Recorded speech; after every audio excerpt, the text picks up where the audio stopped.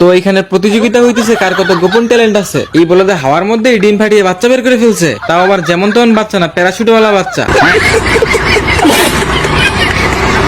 Popeyes আবার কারো থেকে কম নাকি? ডেট ওভার পাতা সেবন করে গায়ে সেই শক্তি চলে আসছে। বলদে ঘোড়ার পিঠে না উঠে ঘোড়াকে পায়ের ফাঁকে নিয়ে দৌড়াইতেছে। रुक तेरे को बताते। এবার দেখেন বলদে কামটা করে কি। প্লিজ আমাকে ক্ষমা করে দাও।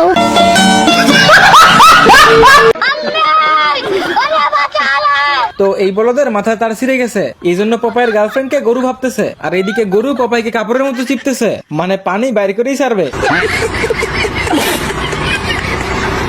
তখনই মনে পড়ে তার কাছে ডেট ওভার পাতা আছে। পাতা সেবন করে শরীরে সেই শক্তি চলে আসছে।